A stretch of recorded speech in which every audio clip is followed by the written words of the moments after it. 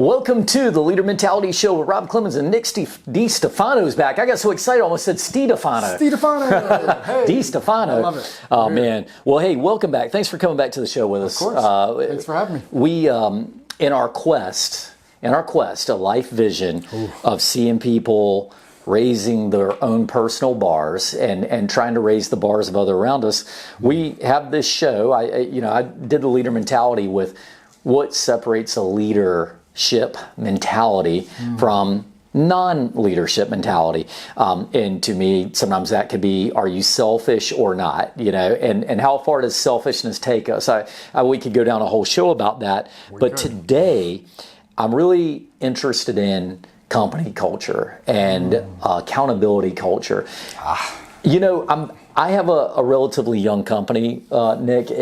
Carolina Bays. It's relatively young. We've grown very nicely. We have a lot of accolades, and it's been great. But as you're building your culture, one question I would ask of everybody who starts a company: what is your culture? What's it supposed to look like? What is it? Do you even know what culture is, or are you just doing stuff? Yeah. Are you just doing stuff? Yeah. So as we unpack today, I think really our goal is going to be, if you're going to do a culture of accountability, what would that look like and how do you do it? That's so good. But as we usually start, I'm going to kind of get into something here. Think about the greatest companies in America. And Carolina Bays. Well, Carolina Bays is probably number one on your list. Hey, I need a home builder and all that good stuff. Go to Carolina Bays. But honestly, I'll be serious. I like to model my company after the big dogs. As you should. Hey, I might not sell 20 billion chicken sandwiches like Chick-fil-A, but I want to act like they do. They're on to something, right? Yeah, I love that you said that. I think where you're going is like, you don't just act like what they do, but you have similar values, right? Values, you have correct. Similar standards. Yeah. That's what defines a culture. And so when you think about the best of the best, why shouldn't we try and do the same thing? Absolutely. Have those same values and standards. I want to have the same metaphorical experience when you're dealing with Carolina Bays as I have when I go over and I buy a chicken sandwich over at Chick-fil-A and they're like, thank you so much for your order. I'm like, wow, they really do like my business here. Like I feel different here than exactly. I want them to feel that here. But we get into that top 4 American Consumer Index companies, and you're going to find Chick-fil-A, you're going to find Lexus. Lexus is up there, man. Do some research on Lexus and the way they treat their customers when they come in. And of course, you have Trader Joe's, man. Oh, hey. I love it. I love it. Beach. Right around the corner. I'm going to go there after the show. I'm telling you, let's go hit Trader Joe's afterwards. But listen, Nick. We should do a live show from there. We should, just right there, like eating natural foods and stuff. Talking about them. But I'll tell you what about Trader Joe's. I mean, here's the thing: when you go in there, they value your customer as being a customer. And the thing that sets all these apart is there's an intentional behavior towards accountability. So why is that happening with them? Why is this so hard for others to master? Yeah, so I think accountability is what leads to excellence. Yeah, right. And we've talked about it even just on some of our recent shows, that there has to be some standards. There has to be, and when we talk about values and a vision, a common vision we've talked about. When we have those, when we have a culture of accountability, it's because of those things. Accountability doesn't happen. Accountability, I think of it as a byproduct of everybody buying into, believing, and literally if we say we believe it, we better be living it out. It's literally in the word. Okay. Like believe means to live, right? Be living it out. So if we say we believe in these things, you say that that's what your organization values, well then the accountability is when the byproduct, right, of everybody being on board with that. And everybody, they say everyone's in the boat rowing in the same direction. If I'm rowing in the opposite direction, I'm not very accountable at that point, and everybody's gonna know it if we know this is where we're going. But if it's like, I don't know if we're supposed to be going left or right, well then I don't know which way I'm supposed to row, because no one's ever told me what the standard is or where we're going. I mean, so many places don't have that. Those top companies do. You know what their goal is. They know, everyone knows what it is, and it makes it easy to kind of fall into that accountability. To play out what you're saying a little bit, I'll go there. I think that the natural life cycle of a young business is you start off and you don't, all your goal is to make money. You're honestly, you're just survive. Like, if I don't make money, I'm not, it's like the Maslow's hierarchy of needs, but it's for a business, right? If I don't have any money, I can't survive, right? So every customer is a good customer. Everything that you do that makes money is a good thing. But you start building, you get momentum. You start hiring people, and then you start saying, now, have I conveyed to everybody properly what's really important to us and who we are? Yeah. That story you're telling about what is our common goal, and really that's how we're going to be accountable. Are we getting towards our common goal? Here's the way I see it. Do this sometime. If you're at home right now, do this. Shout out to Trader Joe's. I appreciate them they don't really let me do this, but I appreciate them understanding that I'm using them as the gold standard. Go to their website, and they will tell you what is important to them. I read this on the Trader Joe's website one time. They said, here is the experience, and I'm paraphrasing, but they said, this is what we want our customers to feel like when they come to Trader Joe's. Wow, I'm really glad I came here today. And again, I'm paraphrasing a little bit. But the point is, they not only went to the point, Nick, of saying, oh, we want our customers to have a good experience. They went to the point of saying, we want our customers to feel like this when we get here. So you want to talk about how do we create a culture of accountability? Well, did the customer feel like that when they left or not? Absolutely. If they didn't, let's have the accountability to say, why didn't they? And there's accountability, right? And I think if everyone buys into that, right? If I understand that this is what we want our customers to feel like, then I have to show up every day as an employee, regardless of what my role is, regardless of what my title is, right? You can be the person that signs the paycheck or the person that cleans the bathroom. Yeah. You have to understand how what you do, and your people, if you're listening to this, need to understand that they are accountable to us achieving that goal. There's a story about JFK when they were looking to put a man on the moon, going to NASA, and he found a janitor that was sweeping the floors, and he asked him, what's your goal? What are you doing? What's your job? And he said, I'm helping to put a man on the moon. He understood how his actions, his job played into how he was accountable for us achieving that mission. And, you know, if we're looking at the boat, like we might all be rowing the same way, but at the same time, we also still have different strength of how strong we're pulling it. Like if you're the strongest person, you can't put your oar in there and pull as hard as you can because you're still going to make the boat go the opposite way because you're stronger than everybody else. You have to be accountable for where we're going and know how you fit into that. And okay, I think fair enough. That person, and that's what I think when I think about the best cultures of accountability and excellence, everyone is personally accountable for their actions and how they impact other people. And I don't think we often do that. I think sometimes we like to kind of point the fingers at people and say, you know, this thing happened and like who's responsible for this instead of saying, okay, this went wrong, how can I fix it?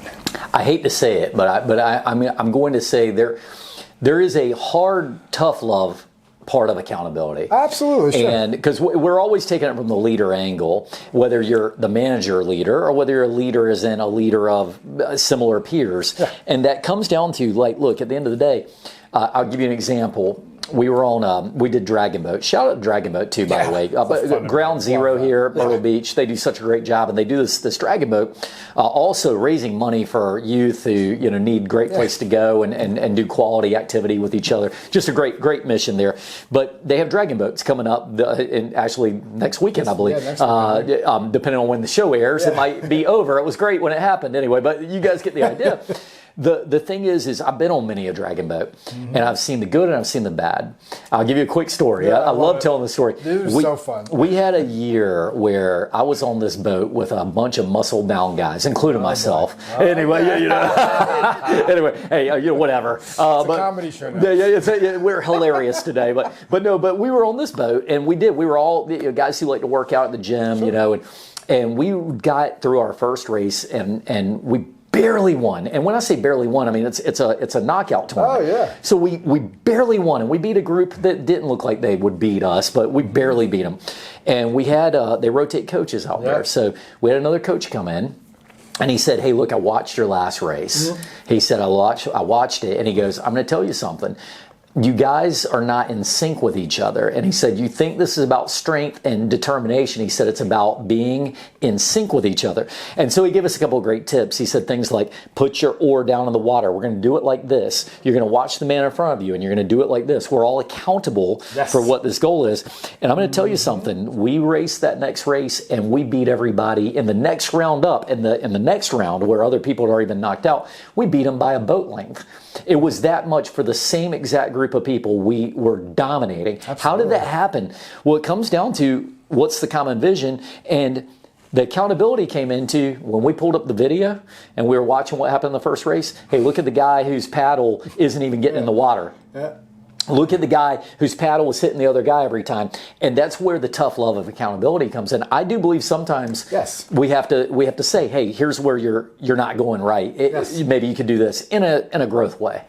But I think to do that, you have to take accountability for the conversation to start with. So I have to be willing to say, hey, what can I do to help you realize that this is what's going wrong? And that might sound like a silly way of saying it, but I think that there's more accountability on a team when everyone is willing to take the personal accountability first. It makes me think, I think a lot about one of my favorite books of all time is Extreme Ownership by Jocko Willink. Oh yeah. And I think if everybody took that extreme ownership of, I'm willing to take on whatever the problem is, and he talks about it in his book as if it's the leader's responsibility, and it should be. Oh yeah. However, imagine if everybody took that on and instead of the coach having to say, hey, your oar was this way or your oar was that way, if I'm the person in front of you and I say, hey man, your oar's hitting me every single time, what can I do to help you make sure you stay in sync? Do you want to count together? What can we work on together to do this? It's the tough love of hey, you're kind of screwing us up right now, but I'm not just going to tell you suck and tell you to fix it. I'm going to say, what can we do about this together? And it's because I should think about what I can do to improve it, that personal accountability I got to take first. And I don't think many people do that. We usually find the issue when it's well, who messed this thing up? Who didn't do this? But let me tell you, and I know what you're saying, but let me tell you what I've learned from years of being in positions where I had to maybe be in the lead position of a group. Sure. Here's what I've learned about people.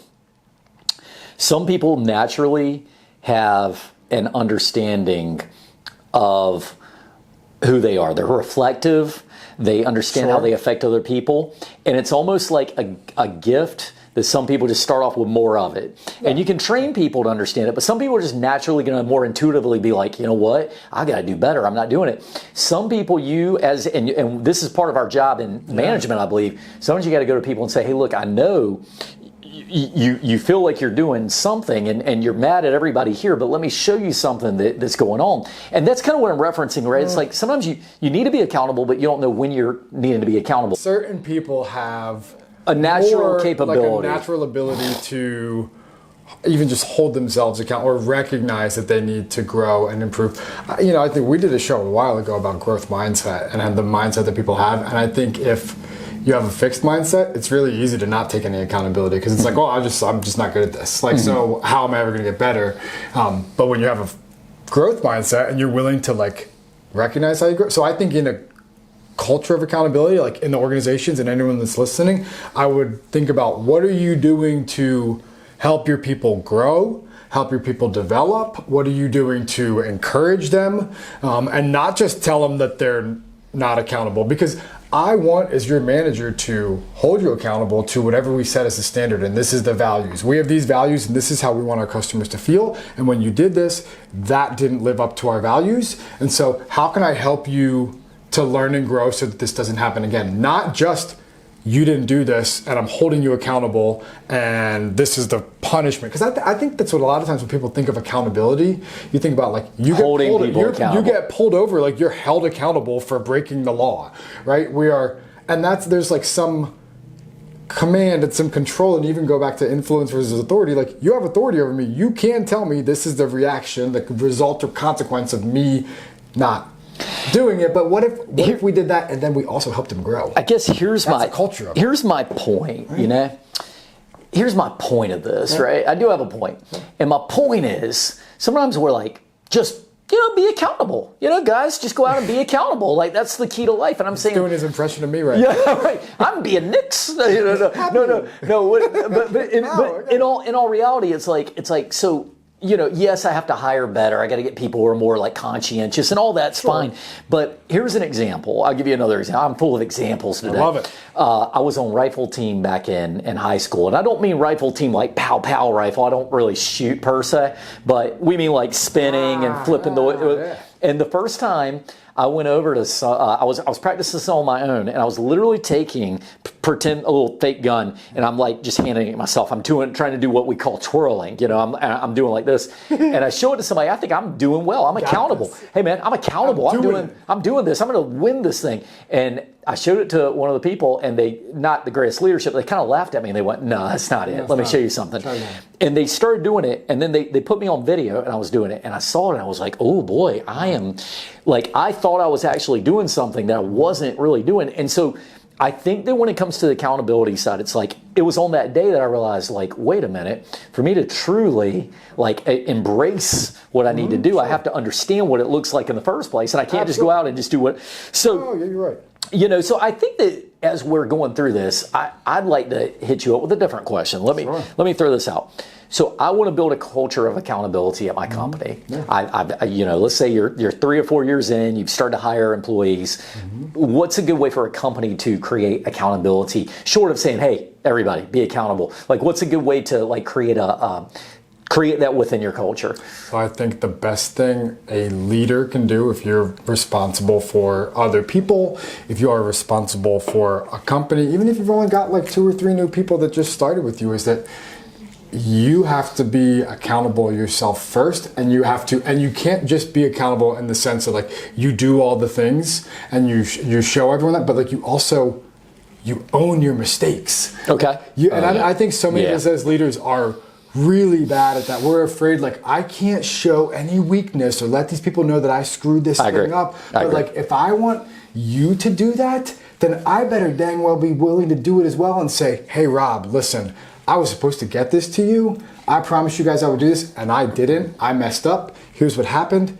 Let me make that up to you. Let me fix that. And if I say that to you as your leader, then when you make the mistake, I would rather you come to me and say, hey, Nick, like I messed this up. Yeah. I'm sorry, this didn't fit our values. Because a culture of accountability is everyone understands it and does it and falls in line with it, versus the leader saying, you weren't accountable, and you weren't accountable, and you didn't do this thing, and you didn't do that thing. And meanwhile, they're never willing to look in the mirror and go, oh wait, like I don't know how to twirl my rifle in the first place. I should be looking at myself first. So I think that's a massive piece of it, is being willing to own your own mistakes as a leader first. But none of that matters if there's no standard or vision or values or where you're going, because there has to be some standards of behavior and performance. Like when I think about what we do at McLeod, like we have 10 behavioral standards. We talk about, one of them is professionalism, and it's like wearing the appropriate uniform to work and wearing your name tag in the right place. And it's like, it is simple, easy things that you should be able to do, so that when you don't do it, even if I'm not your leader, I don't have to hold you accountable. You can do it. Someone else is a coworker could say, hey, like, you're not supposed to wear camo scrubs. That's not one of the colors. Like, I dig that. Can I jump in right there? I want to jump in. I agree with you completely. I think it's too easy sometimes. We try to make things too easy. Yeah, sure. And we simplify, not me and you, I'm saying in general, it's like a human nature thing. We all do. Here's what companies do, and I've seen it all the time, and they become almost like marketing slogans more than what you actually do. Hey, we're professional. Okay, Nick, go out and be professional. Like, what does that even mean? So, and you'll make your own definition of professional, and your definition might be, well, I wear my pants backwards every day. And by the way, I'm not just playing. No, I said pants specifically for a reason. All right, but no, you may have your own thing, whatever. But we say, no, this is what professional means to us: being on time, keeping your uniform clean, choosing the appropriate language language and Correct. not speaking Correct. inappropriately, Yeah. or, cursing around customers. So therefore, if we don't have that, it is impossible to tell people to be accountable when they don't even know what to be accountable for. 100%. And so I think that gets to the point of even and I would ask any organization that has values, is it just a word, or is it say, we do this thing because we care about people? Like, we care about excellence, so we do all of these different things, because otherwise you're like, oh, we value quality. And it's like, great, what the heck does that mean, and how do I do that? Yeah. I don't know what that, my version of quality might look very different than your version of quality versus the person from Long Island versus the person from UCLA. It's different for all of us. We don't standardize it enough. You know what I think is kind of interesting? Is an Upper Conway, Lower Ain't. Oh, right. For those out of the area, we have UCLA, but it's not the college. Sorry, I digress. You have to know where Conway and Ainer is, and then I drove through it yesterday. upper and lower. But to go back, I think there's an important thing that we kind of glossed over a little bit, and you just made me think of it. It's that, first of all, there's your culture, your true company culture. And I believe this. I've said this many times. This is a Rob Clemens, maybe original, maybe somebody else has said it, but I know I've said it. I've never heard anybody say it. I believe that your internal culture needs to match the culture of the company you go to. And that is so spot on. Now, and let me tell you where I'm going with this. We're not talking about good companies versus bad companies. We're not talking about cool companies versus nerdy companies. Forget all that. What I'm talking about is, you could have a company where your culture is thievery. Now, I'm not suggesting anybody goes out and makes a culture that's based on thievery. I don't want to go work for a company that's scamming people. And this is my point. This is my point for my dear listener out there. You're going out there and you're thinking, where do I want to go? And most people do this. And believe me, Nick, I've done a lot of interviewing. Who pays the most? Who has the most time off? Who has the most, coolest uniforms? Whatever. And then you never ask the question: does my internal culture meet the culture of the place I'm at? Am I a really more straight-laced person, but I'm going to a fraternity type of an atmosphere? Sure. Not that it's saying there's anything wrong with a fraternity atmosphere, but if you don't match your culture, you might have a problem. We literally say at orientation, I've heard one of our CEOs say this at McLeod.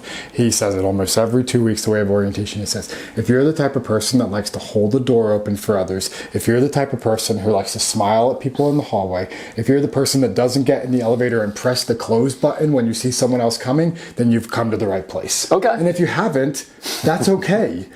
But you probably are not going to feel very comfortable here, because that's the standard. That's how we operate. Yeah. That is our culture. And we want people that are in our organizations, we look to say on the bus, right? Maybe you're in the wrong seat on the bus and we can find another spot. But do you believe in this is where we're going? And does it fit who you are as a person? That. Because we have it happen all the time. We have people that will come to orientation and they'll say, I came back, I left 2 years ago, and they left for that exact reason. I was looking for somewhere where they paid more, where I got more time off. Yeah. And I went there, and then my internal culture didn't fit that, so I came back here. And it didn't matter anyway. No, it happens time and time again. And that's my message for a lot of young college students who are looking at where they think they're going to go. And it's okay to make a mistake once in a while, but you'll know it when you get there. It's never going to work out for you. So unless you're willing to put all the things you value to the side, which, I was never that guy. I don't want to do that. And I don't think that's leadership. No. That's not what we aspire to be. And I don't think anyone listening to this show probably feels that same way. So then once we get past,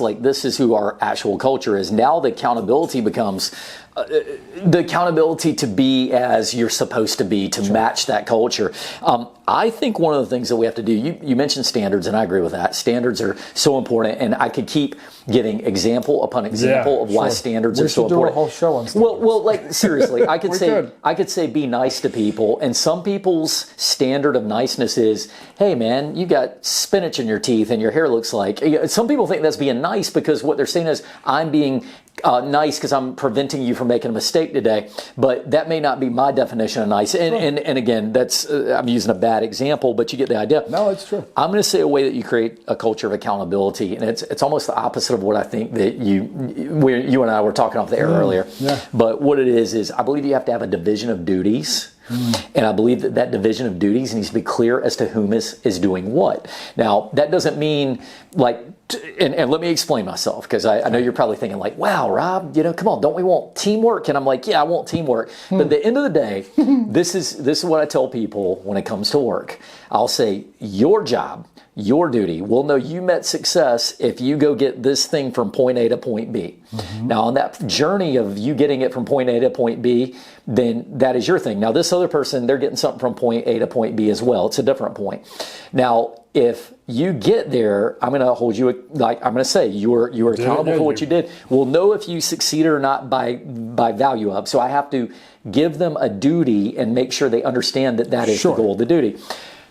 And I'll juxtaposition that with what you and I were talking about. There is a thing of teamwork and leadership that says, hey, maybe when this person is struggling to get the A to B while I'm getting A to B in my spot, I could say, hey, man, here's something you could do. Hey, if you do this, this might help you. And now, but I still have my duty. And I think that's an important part of accountability. It is. And what I honestly, I struggle with what you're saying, because what I think that potentially leads to have happening, and I've seen this in organizations, I've seen this on teams that I've been a part of, where you're responsible for this task and I'm responsible for that. And then when you struggle to get yours done, right, I'm watching it happen. Or maybe I see where you drop the ball, right? And I think this happens. So it's like, I think about like a waiter versus a busboy at a restaurant, right? If I'm the busboy, it is not my responsibility and my duty to go over and take your order at the table. Yeah. Right? I have a clear responsibility. But if I know that you are responsible for 4 tables and I can see that one of your tables is extremely needy, and now you have a table that just sat and they've been sitting there for 10 minutes. Yeah. Why can't I go over and say, hey, do you need some help? Can I get you something to drink? Your server's they're tied up right now. Because what I think can happen is, with clear duties and responsibilities, sometimes people can be so in their lane. And so, again, it goes back to authority versus influence. If I have the influence, if I know that I can make a difference, then I'm going to step up and help.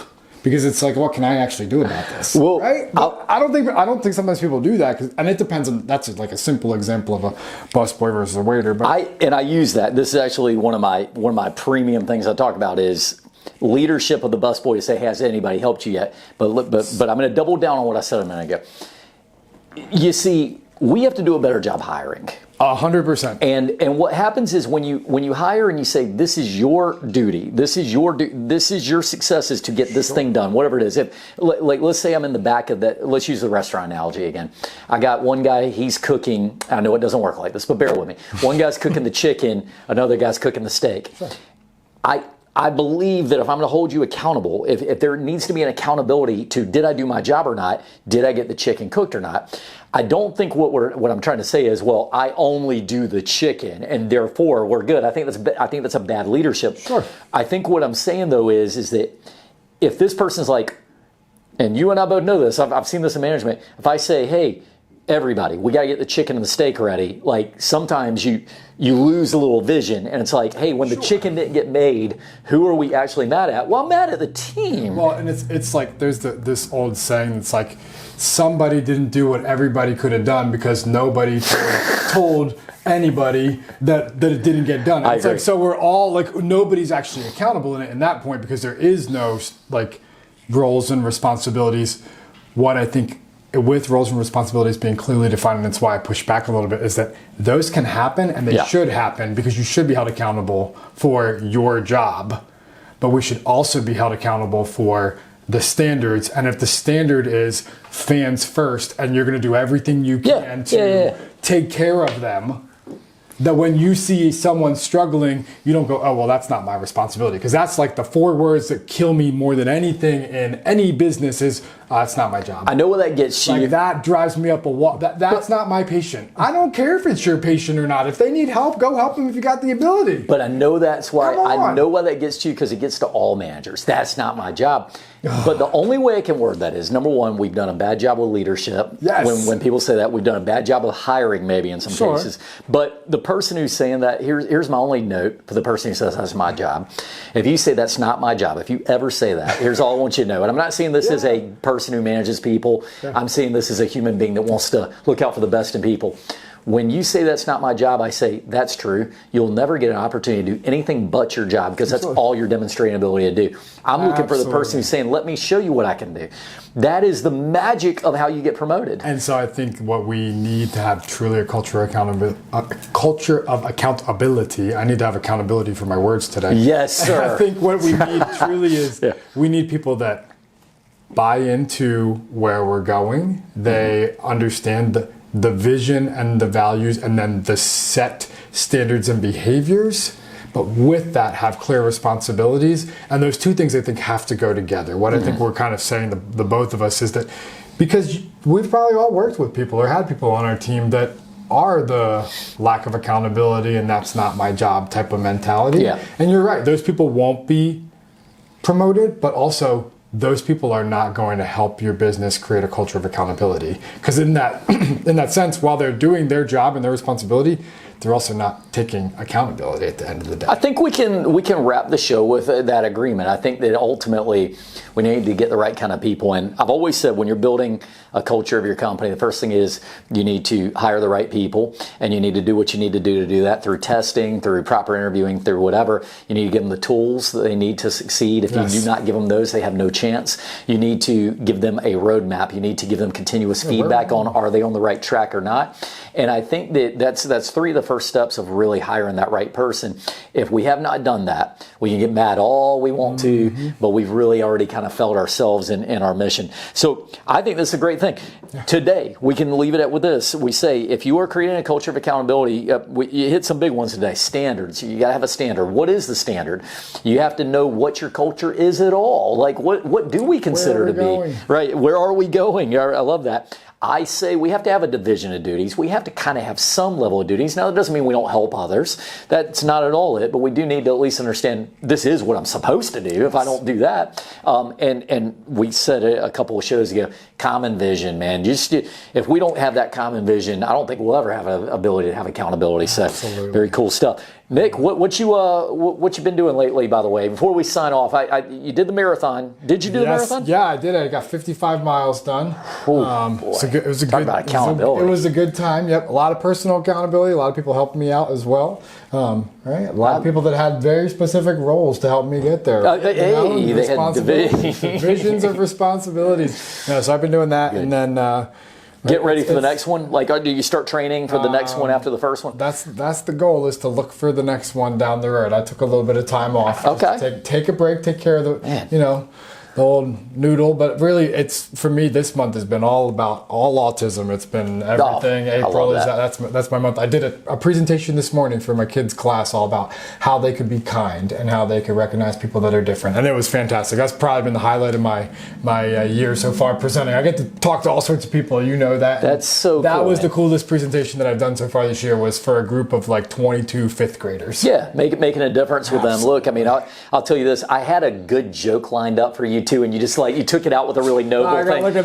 I was going to sign off by being like, and we want to thank David Goggins. I meant Nick Stefano. Who's going to carry the boat? Right. Anybody ever seen David Goggins? He's famous for doing these crazy, these crazy workouts and stuff. Someday I'll be Goggins. But not even close. No, but well done on that, man. Keep doing your thing. Big month for you, so you keep doing your thing. How about yourself, Carolina Bays? What do you? Well, I'll tell you what. Here's the thing with Carolina Bays. We continue to grow, but here's what I'm excited about. I'm excited about my community things. Obviously we start off the year, the end of last year, giving money to the McLeod Hope Foundation. Yes, that's helping oncology patients every day. Look, you want to talk about caring about people and understanding. That was a noble one for us.